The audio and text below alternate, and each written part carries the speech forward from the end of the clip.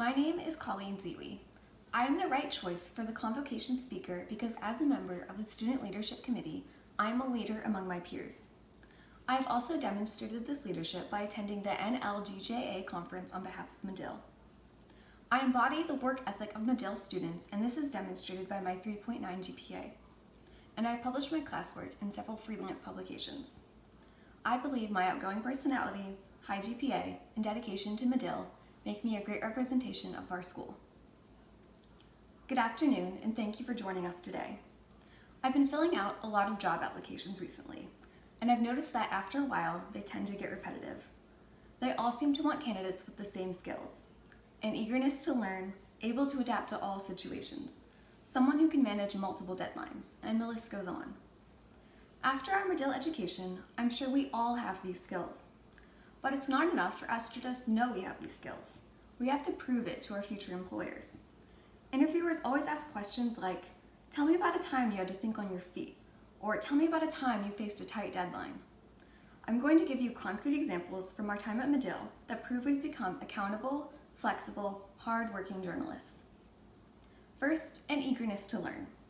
Interviewers always want to make sure you are excited to learn new skills while on the job. Well, I know I'm not the only one who was filled with questions when they got accepted into Medill. After I hung up with Melissa Sursland, I immediately opened my laptop and went to the MSJ website. I spent hours reading about the specializations, the curriculum, student life, and the latest happenings at Medill. I'd be lying if I said I didn't peek at some then students' Instagram accounts. I wanted to know everything I could about Medill and what it meant to be a student here. This was my dream come true, and I was eager to take every single class, meet every professor, and learn as much as I could. As journalists, we are all naturally curious. We are each taking this same eagerness to learn into the workplace. Remember, Medill is just our first step as journalists. We will all constantly be learning more and gaining new skills as we go into the workforce. Another question often asked is how you deal with rejection. I don't know about you, but I face rejection at Medill almost every day. I reach out to sources that say no, and I send freelance pitches that get rejected. It gets pretty frustrating. However, after a full year of being told no, I've learned how to handle it and move on. When I get told no, I've come to think of it as a good thing. It's an opportunity to keep trying and find something better. In fact, the first time I applied to Medill as an undergraduate transfer student, I was rejected. But this motivated me to continue working hard in undergrad because I knew that Medill was my dream school. That rejection just made my acceptance letter even sweeter. Every rejection just means that when you do get a yes, it's more satisfying because you know you worked hard for it. Rejection is not a sign you should give up. It is the sign you should move on and keep trying because you will get a yes someday.